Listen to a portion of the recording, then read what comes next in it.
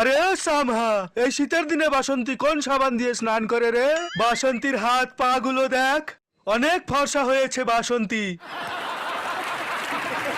সর্দার, গরমের দিনে যখন আমরা নদীতে স্নান করতে গিয়েছিলাম তখন বাসন্তীকে দেখেছিলাম সারা গায়ে সাবান ঘষে ঘষে স্নান করছিল। যদি তোর বয়ফ্রেন্ডের জীবন বাঁচাতে চাস তাহলে এই শীতেও তোকে ঠান্ডা জল দিয়ে স্নান করে দেখাতে হবে। না বসন্তী, এই এত শীতে তুমি ঠান্ডা জল দিয়ে স্নান করবে না। এ সামহা, দেওয়ার গায়ে ঠান্ডা জল ঢেলে। শোনা গো আমার। শোন বাসন্তী, তোর কাছে দুটো অপশন আছে, হয় আমাদের সামনে নেচে দেখা, না হলে তোকে ঠান্ডা জল দিয়ে স্নান করতে হবে। আমি পড়লেও করবো না, আমি এদিকে ভীষণ টাপ। আমি এই ঠান্ডাতে স্নান করতে পারবো না, আমি নাচবো তাও ভালো।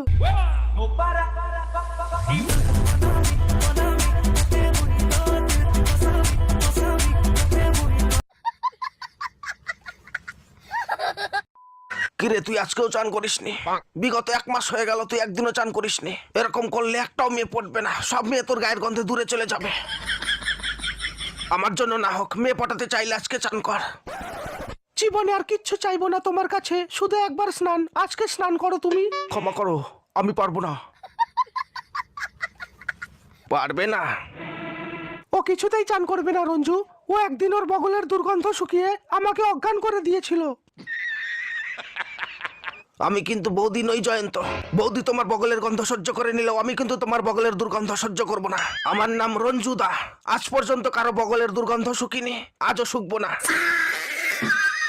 স্নান তোমাকে করতেই হবে, প্রয়োজন হলে জীবনের শেষ চান।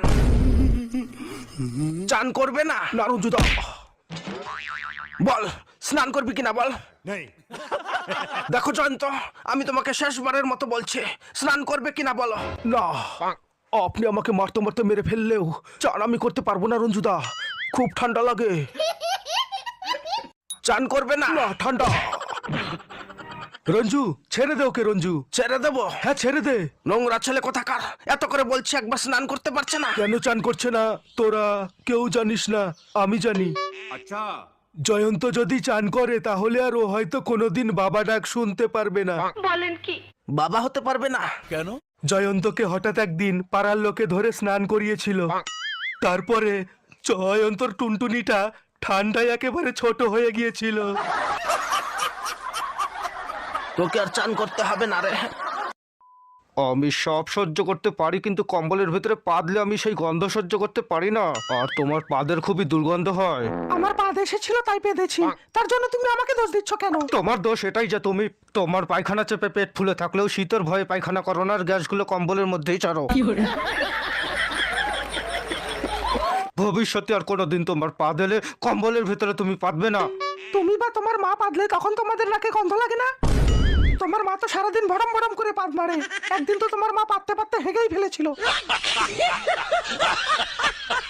কাজল চুপ করো, মা শুনতে পাবে। আমি পাদলে দুর্গন্ধ হয়, আর তোমার মা পাদলে কি গোলাপের গন্ধ হয়? কাজল! থামলে কেন? মারো, আরো মারো। তোমার মা সারা বাড়ি বেঁধে বেড়াই, তখন কোনো দোষ নেই, আর আমি পাদলেই যত দোষ হয়ে যায়। মন খুলে যে পাতবো তারও কোনো স্বাধীনতা নেই, শান্তি করে একটু পাততেও পারি না। একটু পাতবো তাও যত দোষ।